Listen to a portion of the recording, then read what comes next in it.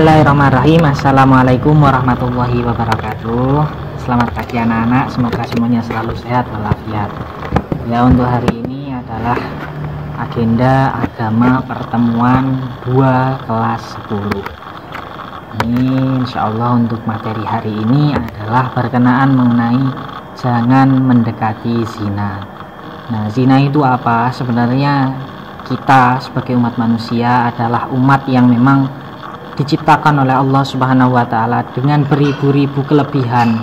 Hanya saja kita kadang-kadang suka nyeleweng. Nah, jika kita menyeleweng berarti ada beberapa kesalahan yang perlu kita tebus.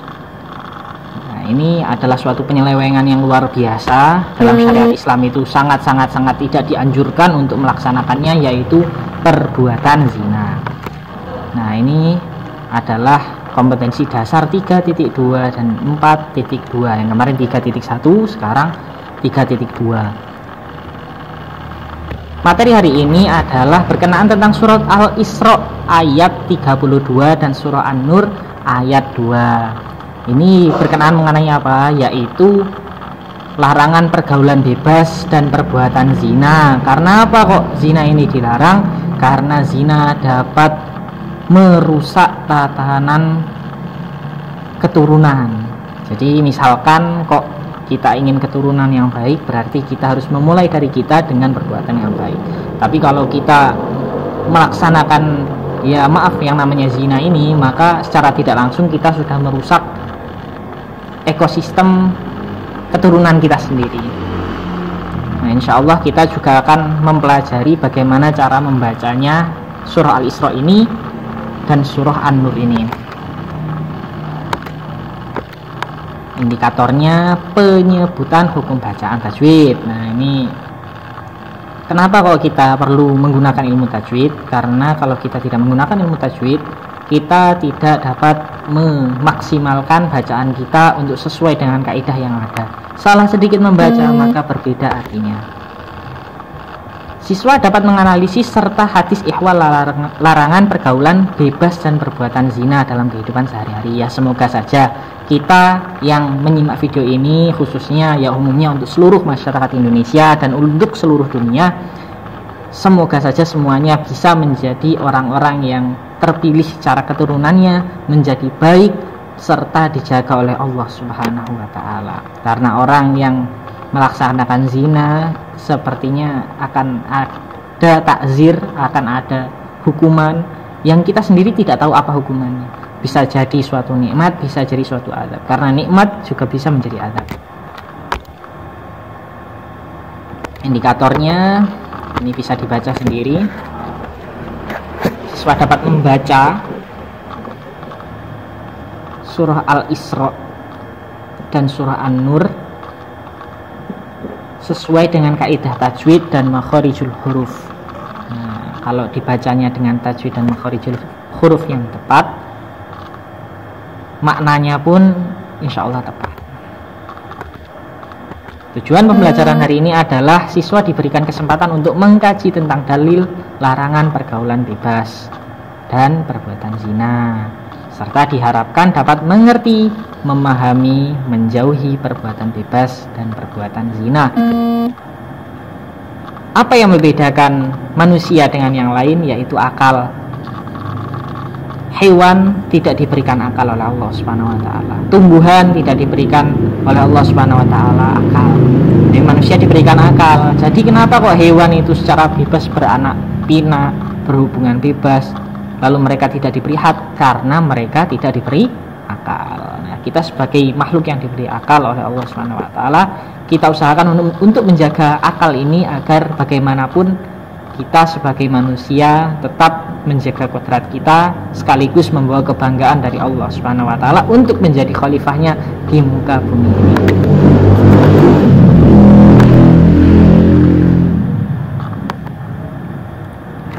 Saya akan bacakan surah Al-Isra ayat 32 ini. A'udzubillahi minasyaitonir rajim. Bismillahirrahmanirrahim. Wala taqrabuz zina innahu kana fahishatan wa sa'a sabila. Artinya, dan janganlah kamu mendekati zina, sesungguhnya zina itu adalah suatu perbuatan yang keji dan jalan yang buruk. Nah, zina ini sangat tidak baik apabila dilaksanakan.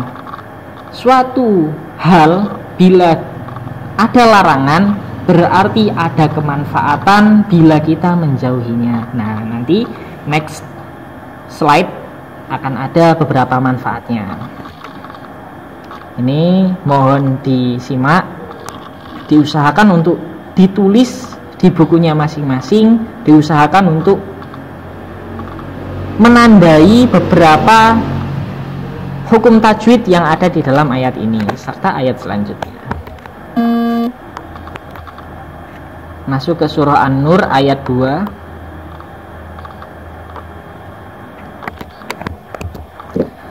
A'udzu billahi minasy syaithanir rajim. Bismillahirrahmanirrahim. Az-zaniyatu waz-zani fajlidu kulla wahidin minhuma mi'ata jaldah wa la ta'khudhukum bima ra'fatun fi dinillahi in kuntum tu'minuna billahi wal yawmil akhir wal yashhad 'adzabahuma ta'ifatum minal mu'minin. Shallallahul alaihi. Artinya, perempuan yang berzina dan laki-laki yang berzina, maka deralah tiap-tiap satu dari keduanya dengan 100 kali teraan. Nah, maksudnya di sini adalah dijilid. Dijilid itu apa? Dicambuk.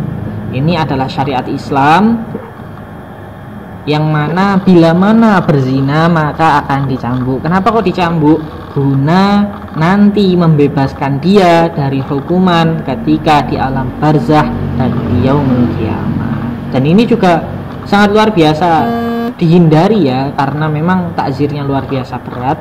Jadi diusahakan untuk tidak melaksanakannya. Dan janganlah kamu berbelas kasihan kepada keduanya di dalam menjalankan ketentuan agama Allah, yaitu jika kamu beriman kepada Allah dan hari akhir, dan hendaklah melaksanakan hukuman mereka disaksikan oleh sekumpulan orang-orang yang beriman. Maksudnya apa? Sebagai suatu gambaran bahwa memang larangan dari Allah Subhanahu wa taala tidak layak untuk dilaksanakan. Apapun yang sistemnya itu larangan dari Allah Subhanahu wa taala yang memang haram, maka ketika kita melaksanakannya maka kita mendapatkan dosa. Dan apabila kita meninggalkannya, kita mendapatkan pahala. Memang pahala dan dosa ini tidak terlihat, tapi ketika memang kita tidak merasakan adanya pahala dan dosa, tidak merasakan apa yang memang suatu hukum dari Allah Subhanahu wa taala sebagai suatu kewajiban, sebagai suatu larangan, maka tentunya kita tidak beda dengan hewan-hewan yang lain. Manusia teratur dengan akalnya, manusia terjaga dengan akalnya, maka tidak layak bila seorang manusia melaksanakan zina. Bila dia berzina berarti dia tidak termasuk dari manusia yang berakal. Kenapa? Karena dapat merusak suatu kekeluargaan atau suatu keturunan.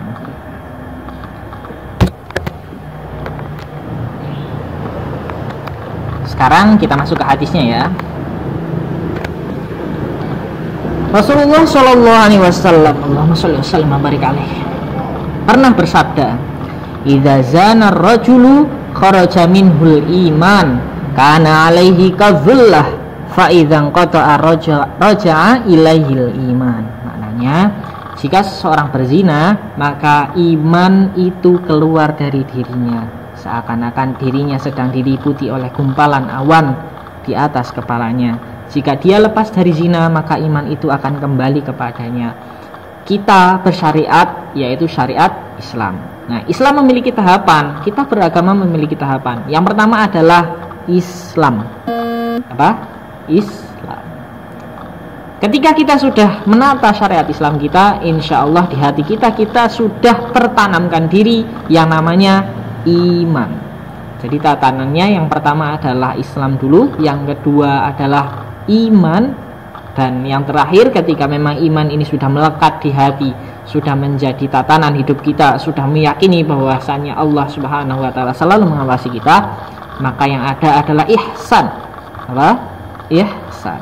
Ihsan ini adalah berbuat seolah-olah Allah melihat kita, dan ketika kita sudah terbiasa dengan hal itu, maka Allah pasti melihat kita.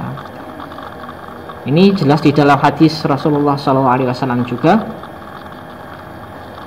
bahwasanya orang-orang yang memang beriman insya Allah pasti masuk surganya Allah Subhanahu wa taala. Anta abudallaha ka'annaka tarahu fa illam takun tarahu fa innahu yaraka. Orang yang ihsan, orang yang melaksanakan amal baik, selalu dirinya merasa terawasi oleh Allah Subhanahu wa taala, hingga memang benar-benar Allah itu mengawasinya.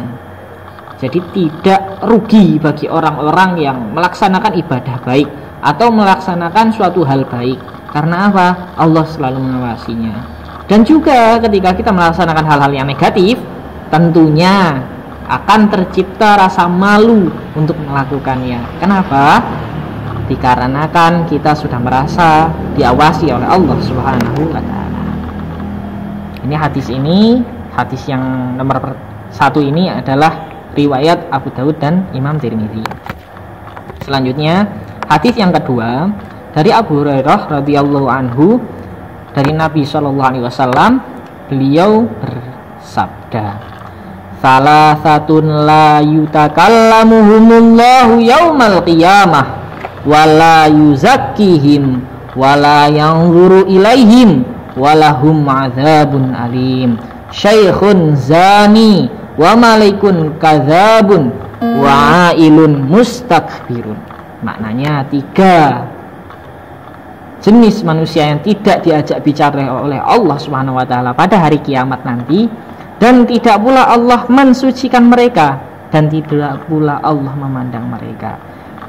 Nah, siapa saja mereka? Yang pertama adalah laki-laki tua yang suka berzina. Nah, maksudnya gini, bukan hanya laki-laki ya, tapi wanita juga termasuk dalam kategori ini.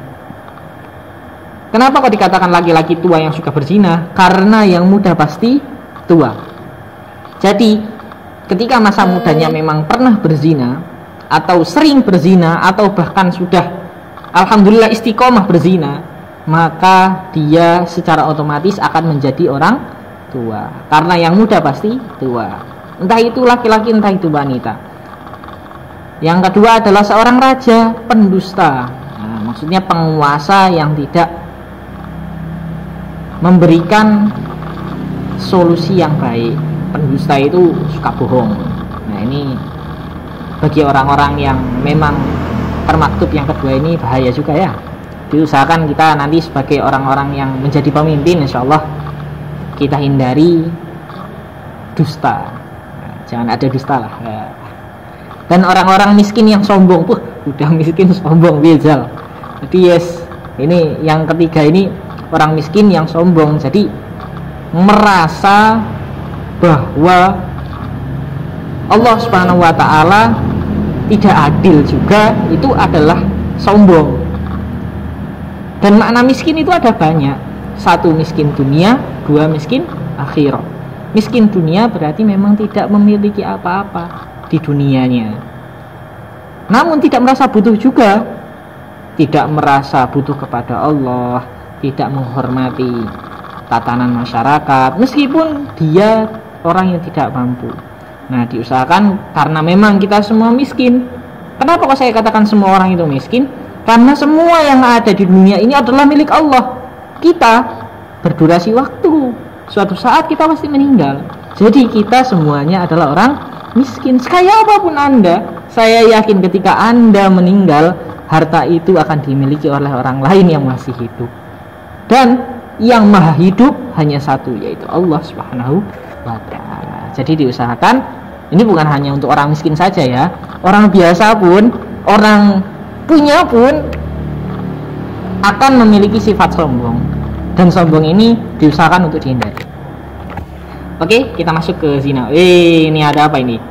Pegangan tangan, pegangan tangan, Nah, kena kan? Salah sendiri.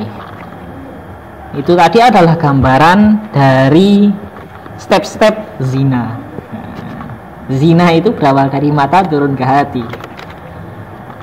Jadi apapun yang bersifat hati yang nanti menjadi suatu kejadian, nah apalagi kejadiannya ini sampai zina ini, luar biasa, ini mengerikan.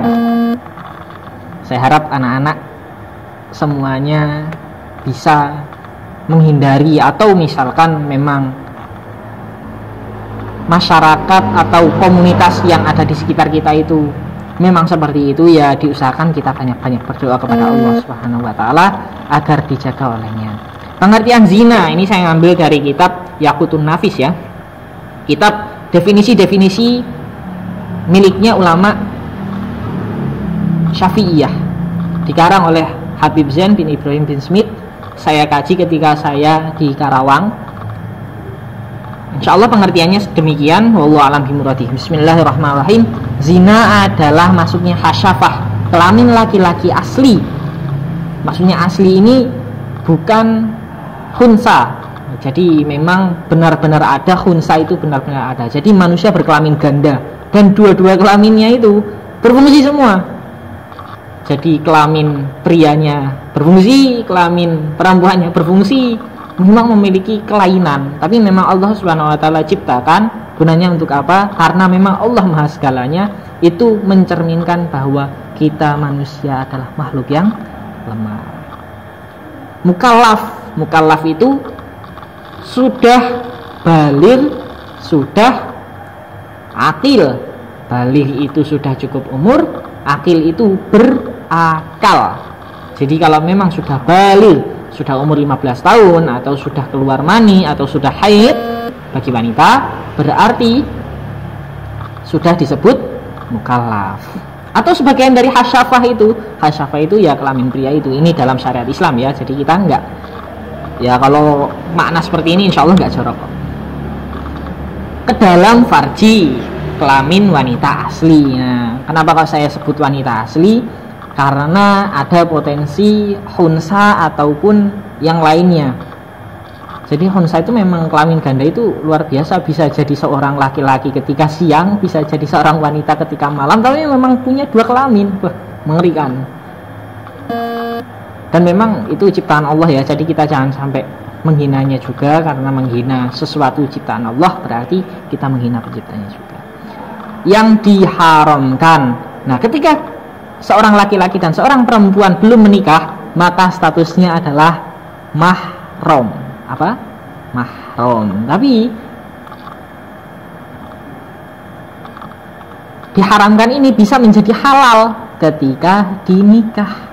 Nah, orang-orang yang sudah menjadi mahram atau saya revisi, orang-orang yang menjadi mahram atau orang-orang yang haram untuk dinikahi adalah saudara kandung, ibu, adiknya ibu atau kakaknya ibu, dan nenek.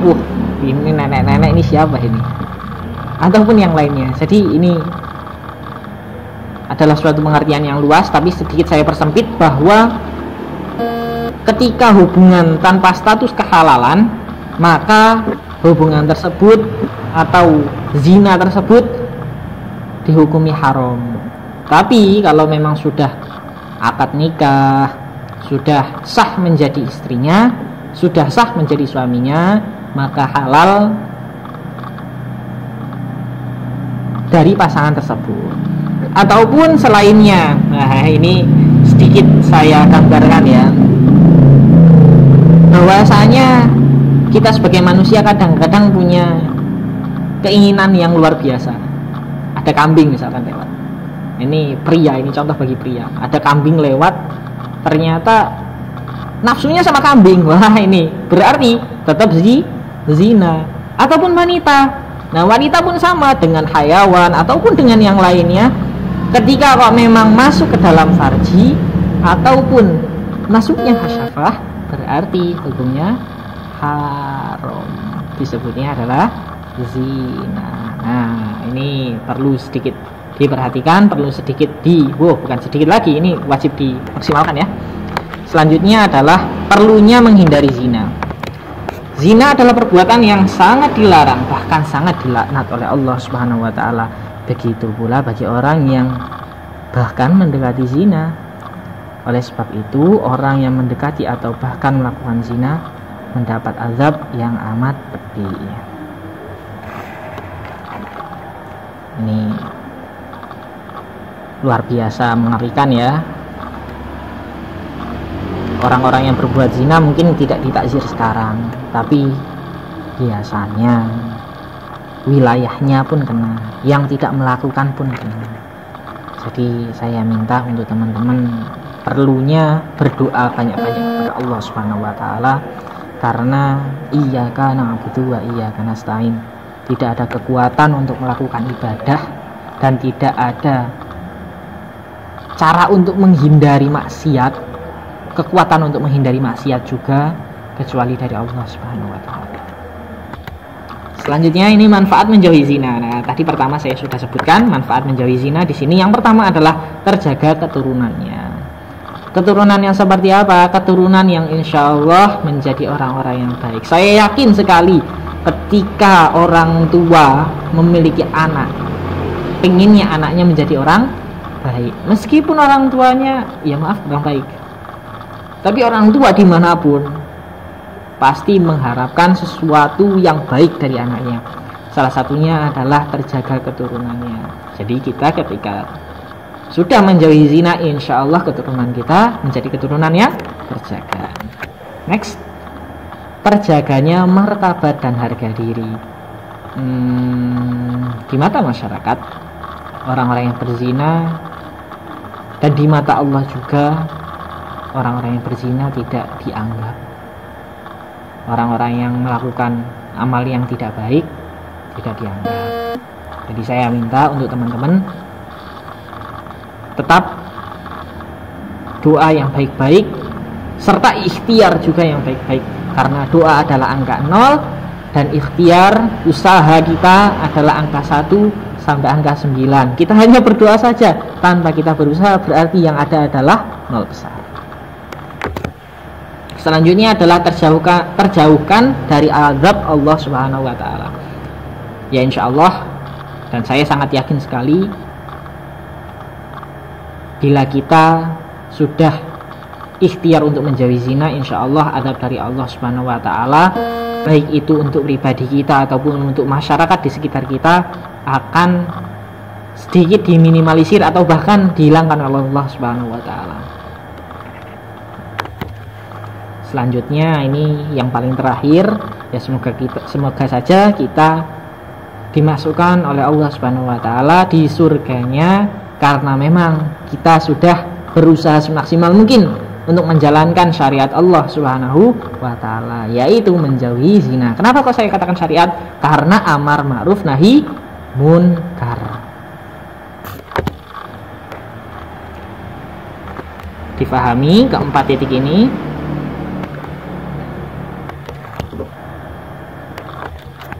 Oke, terima kasih atas sudah menyimaknya kalian.